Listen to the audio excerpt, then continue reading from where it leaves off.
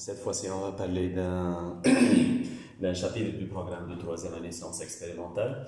C'est l'absorption intestinale. C'est un cours qui vient après la digestion. La digestion consiste en l'hydrolyse des macromolécules alimentaires en nutriments qui peuvent traverser la paroi justement de l'intestin grêle, de se retrouver dans la circulation sanguine et lymphatique et pour être finalement distribués à toutes les cellules de l'organisme. Et on passe donc après à la respiration cellulaire, donc comment récupérer l'énergie à partir de ces nutriments absorbés. On va mettre l'accent sur la structure de cet intestin grêle, puisque c'est vraiment la partie du tube digestif qui est responsable de cette absorption des nutriments. Donc, si on réalise une coupe transversale de l'intestin grêle, bien sûr intestin grêle, on va observer que l'espace interne, là où les aliments et les nutriments vont avancer, c'est la lumière intestinale.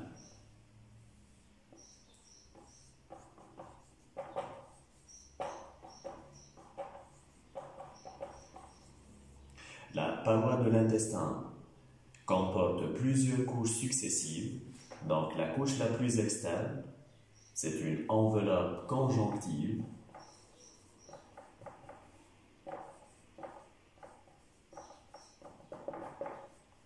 Ensuite, en rouge ici, ce sont deux couches musculaires.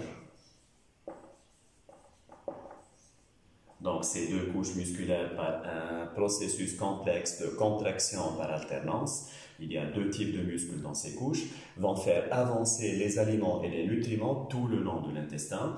Donc, c'est responsable de ce qu'on appelle le péristaltisme. Ce péristaltisme, donc, ce sont ces contractions involontaires qui se réalisent au niveau du tube digestif pour faire avancer les aliments et les nutriments.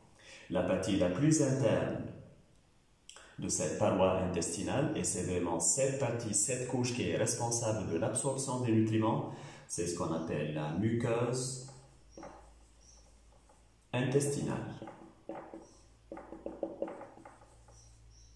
Cette muqueuse intestinale présente une surface interne repliée. L'objectif est bien sûr d'augmenter au maximum la surface de cette muqueuse intestinale pour arriver à absorber la quantité de nutriments qui circulent dans la lumière de l'intestin. Ces replis qui augmentent la surface de la muqueuse intestinale sont des replis circulaires. Il en existe des millions dans l'intestin d'un être humain et ça augmente fortement la surface d'absorption de cette muqueuse intestinale.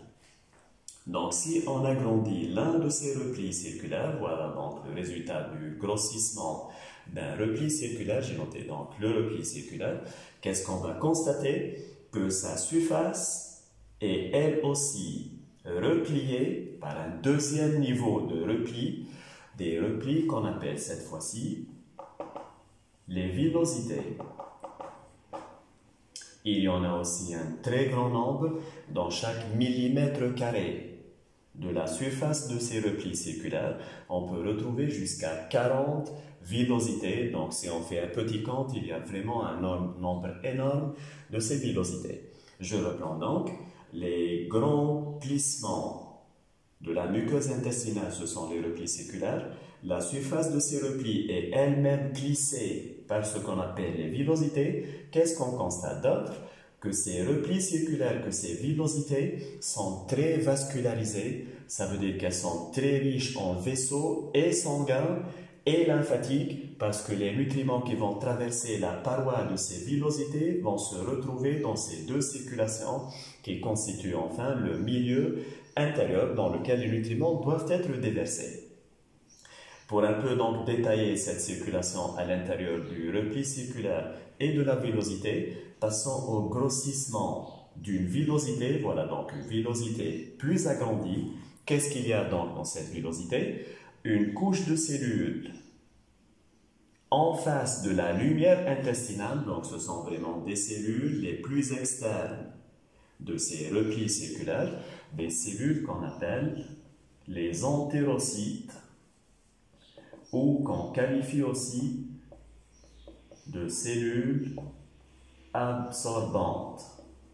c'est-à-dire que ce sont ces cellules qui vont faire passer les nutriments de la lumière de l'intestin vers les vaisseaux qui constituent le milieu intérieur. Qu'est-ce qu'on retrouve donc à l'intérieur de chaque villosité? Il y a bien sûr la circulation artérielle. Donc voilà, disons une artériole.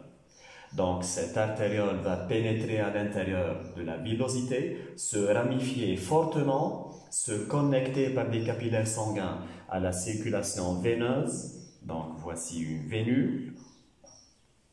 Donc artériole et vénule, ça représente la vascularisation sanguine de cette villosité. En vert, j'ai représenté la circulation lymphatique. C'est donc un vaisseau lymphatique. Et on va dans un petit moment expliquer pourquoi est-ce qu'il y a les deux types de circulation à l'intérieur de cette villosité. Si on s'intéresse maintenant à cette couche de cellules absorbantes qui tapissent la surface de la villosité, si on agrandit l'une de ces cellules, on va constater que ce sont des cellules très spéciales par leur membrane qui ne ressemble pas aux autres cellules animales classiques. C'est une membrane qui est elle-même repliée et c'est le troisième niveau de plissement dans l'intestin. Donc le premier niveau, ce sont les replis circulaires. Le deuxième niveau, ce sont les villosités à la surface des replis circulaires. Le troisième niveau de ces replis, ce sont les microvillosités.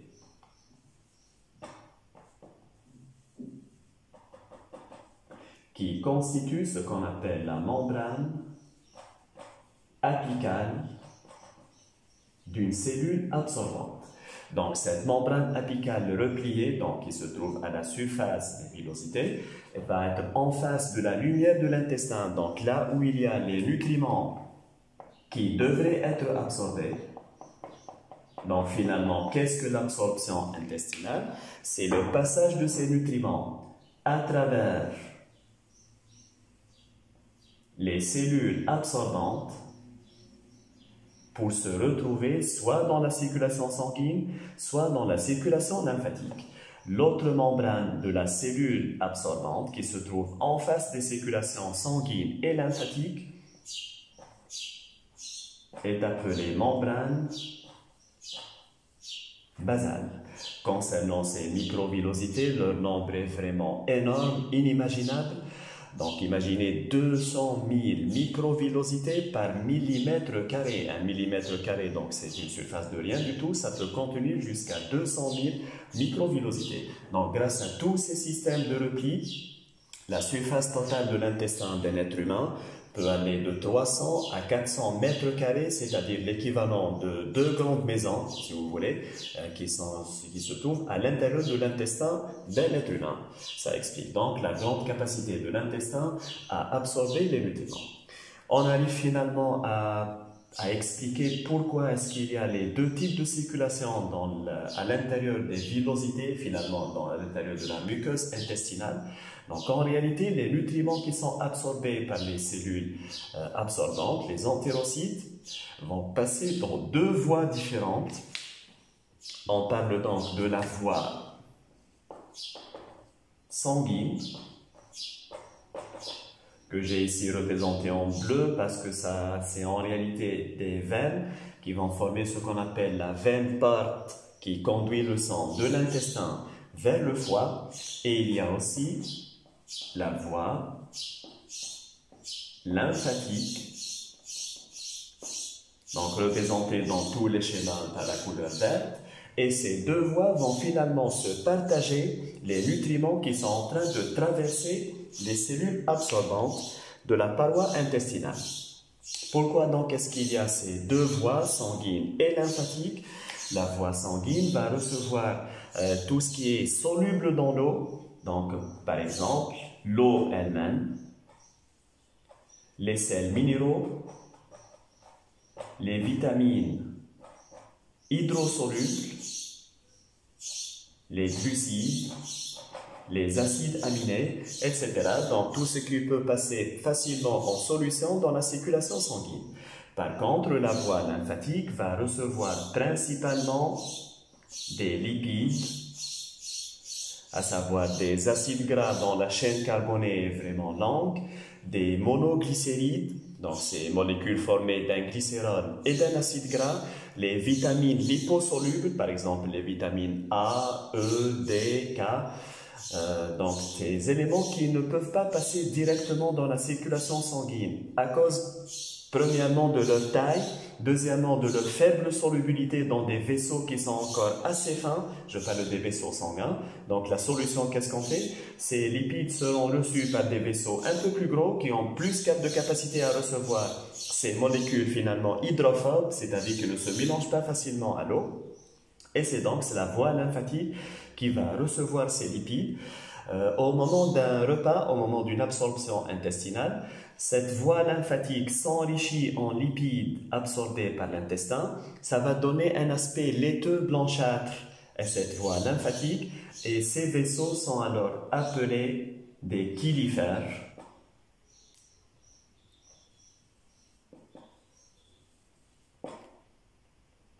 Chylifères, donc, c'est la dénomination qu'on donne aux vaisseaux lymphatiques lorsqu'ils s'enrichissent en lipides et prennent justement cet aspect blanchâtre ou on dit un aspect laiteux, ça rappelle un peu la consistance du lait.